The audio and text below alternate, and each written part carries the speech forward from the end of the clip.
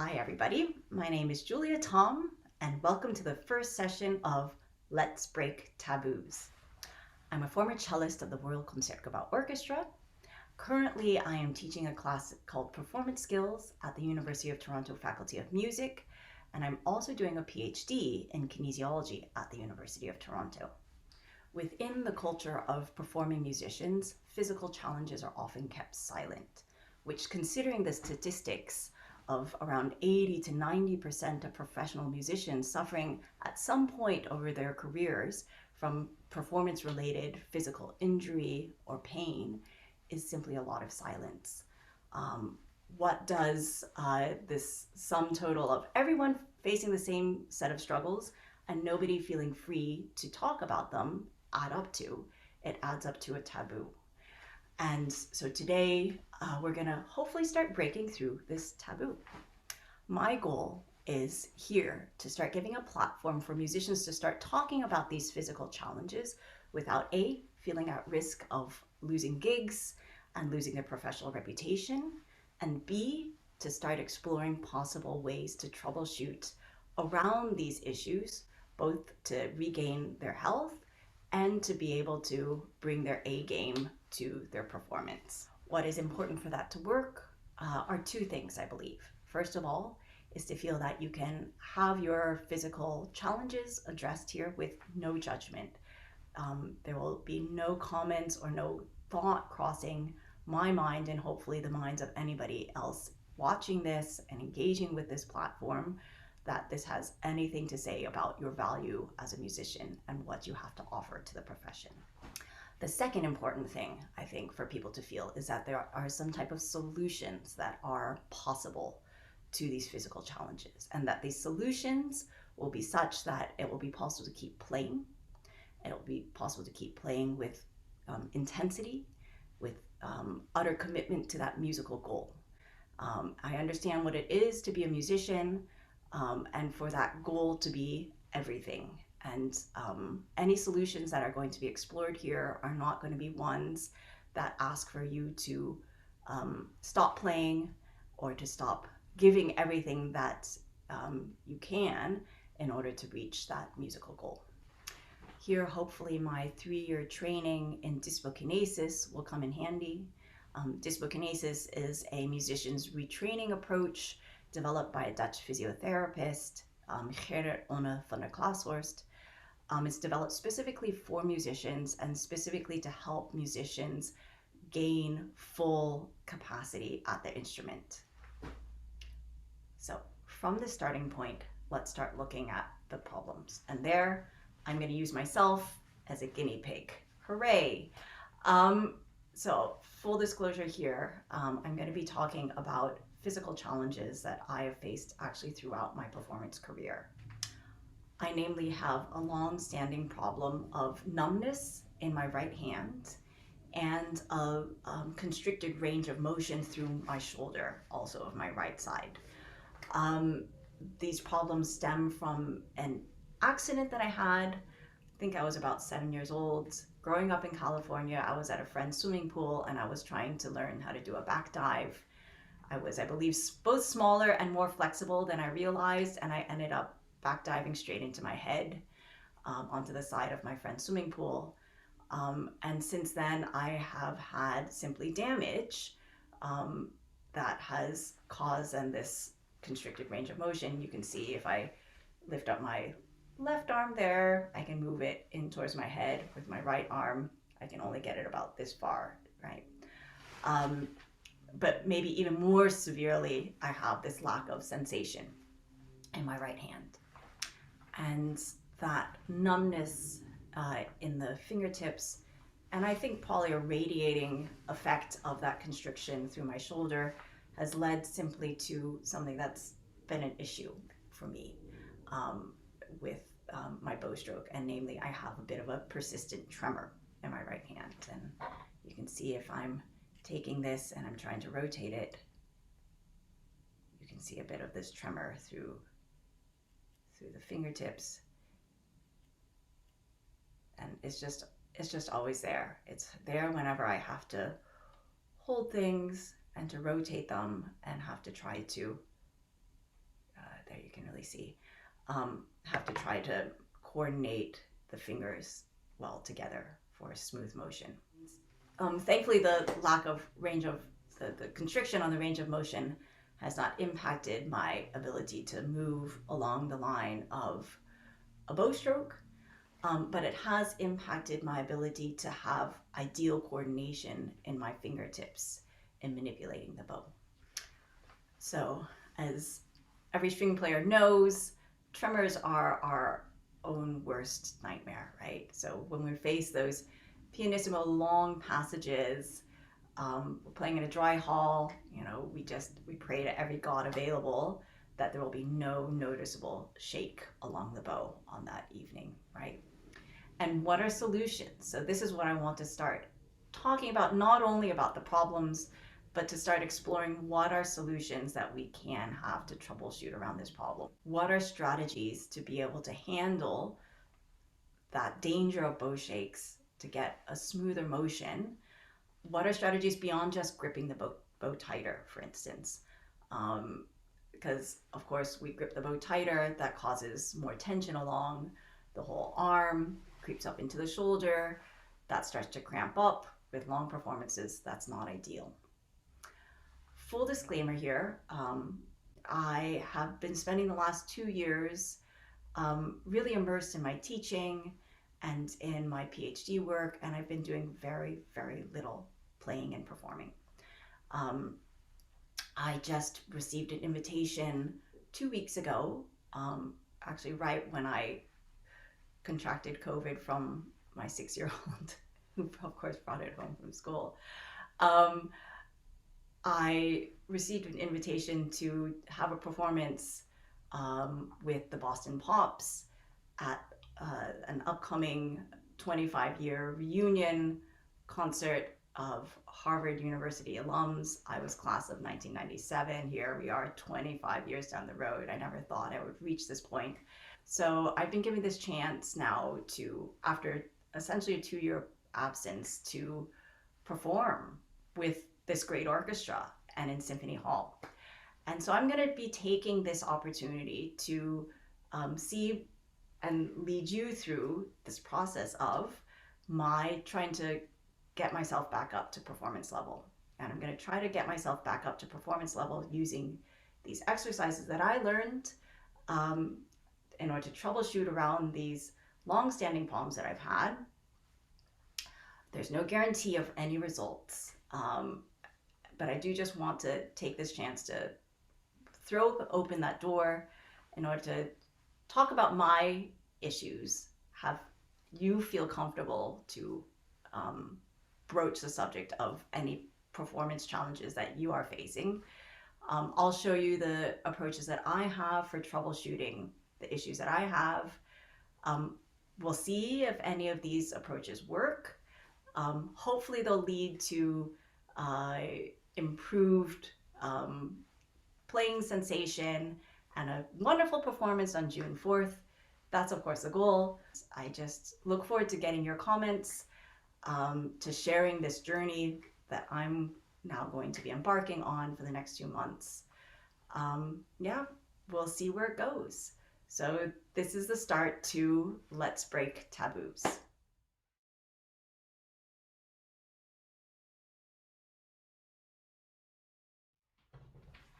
So I'm going to be playing the 3rd and 4th movements of Carolyn Maloney's Whistler Waves. And it starts off with the 3rd movement with false harmonics. You can see them here, right? And false harmonics are a bit notorious for being tricky for a smooth bow stroke and for sounding with a smooth bow stroke for string players. And due to this lack of sensation in my fingertips, I have trouble then with those smooth bow strokes. And this one, it's starting on the A string, where even more weight is going to be tipped over into the tip of the bow. And that weight has to be distributed in a balanced way through the fingers in order for then the bow to be drawn in a smooth way with the shifting kind of weight distribution. And when that doesn't happen, I'll demonstrate where, this is day one, I'll demonstrate where my hand is and where the bow stroke as a result is. So if I want to do an E flageolet, what I get is,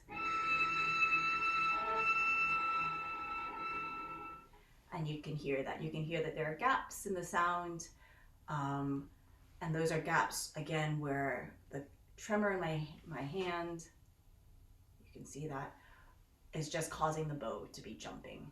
And the fingertips are also simply not able to react fast enough in order for whatever changes in the distribution in the bow weight to be translated into coordination and balance in the fingertips in order to keep that weight distribution nice and smooth over the string. And the exercises that I'm going to be assigning for myself in order to train more sensation and a better kind of coordination amongst the fingertips. The first one, it's something that is called the 4 phases exercise, and it involves my having to start off with the palm of my hand face down, and I'm going to be moving my hand through 4 different positions. Those are the 4 phases. The first position is, and you can see the trembling in my thumb. This is something that I've seen not only in myself with my history of injury, but this is something that I've seen with all the students that I've worked with, that when one tries to start training the fingertips to feel more, and for the rest of the hand and the arm to be led by this touch sensation in the fingertip, what one gets is shaking. And I always tell my students that's a good sign. That's a sign that muscles that have been chronically contracted are learning to start to release. But here we have it, shaky thumb. Doesn't matter, the shaky thumb is going to start moving my hand in order to rotate it. And what I want is for the thumb to lead, and it's going to lead to open up the hand to the palm facing upwards. And from here, now I want for the fingertips, not the thumb tip, but now the 4 fingertips, to be leading, also to be feeling them a lot through the fingertips. And I want for a motion upwards to be led from the fingertips. Oh. And I can feel, again, there's a certain jerkiness in the arms motion, but it's okay. This is all working out some chronic tensions, and it's starting to open up the channels for sensation to be flowing into the fingertips and for this to start leading the motion. And now from this position, what I'm going to want to do is to be turning then the palm of the hand out in this direction towards you guys. And I'm going to be leading it through the pinky fingernail and again through the tip of the thumb. And mostly it's going to be actually the pinky fingernail that leads. And again, you can see it's day one. Hopefully this movement will start to get both more sensitive in the fingertip and smoother in the rest of the hand and the arm. It's going to take some time. Just allow it to feel, and for me to move through that sensation just at the pinky fingernail. Yeah. And that's going to pull the rest of the hand with it. And now I'm going to again make contact with the tips of my hand, the tips of my fingertips, of the 4 fingers, 4 fingertips. I'm going to allow the sensation in these 4 fingertips to now bring my hand and my arm back down.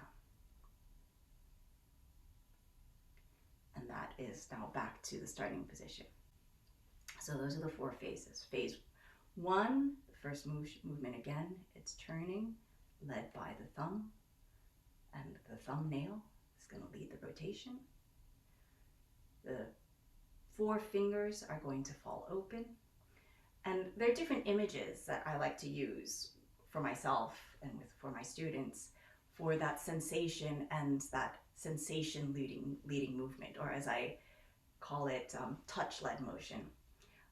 One image is of little specks of paint, for instance, on the 4 fingertips, and one can imagine there are 4 different colors and you are painting a rainbow up. So you're just doing some finger painting through the fingertips. You can also imagine that there are little dots of light and you're going to be doing a kind of art installation with 4 beams of light just being followed at the 4 fingertips. Another possibility is to imagine that, and this is something that I often end up doing with each of my students, namely actually, put down my cello, actually holding something physical in front of the fingertips to allow for there to be actual touch that is leading the motion. So one doesn't have to then imagine it, one can actually touch, and you start to feel what it's like to move out of curiosity of touch. So that with the fingertip, I'm wanting to feel the paper. I can start to feel the grooves of the paper, that papery texture and quality that my fingertips are able to tell me about. And I move then out of this curiosity to be following then the paper and to be following it by feeling. And at a certain point I can leave off feeling along the actual paper and see if I can keep feeling that same type of sensation and curiosity through the fingertips, even as I'm not actually physically touching something. Yeah.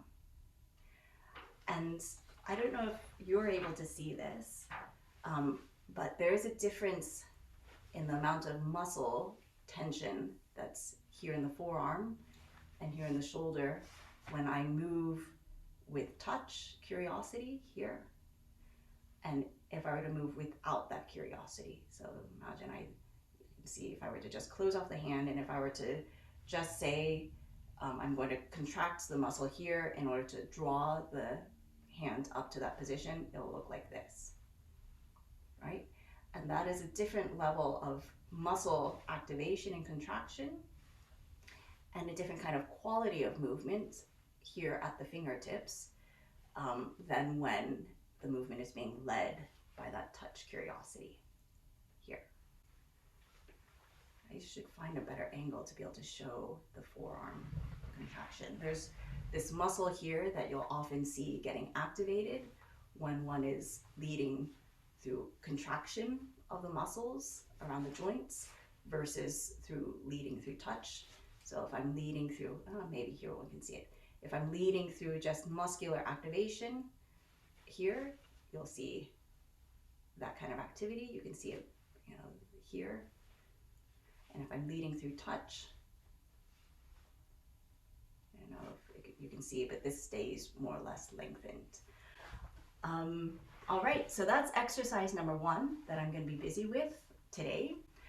And tune in then again tomorrow to see, has this exercise helped me in order to start playing those false harmonics in the first measures that I'm going to be working on.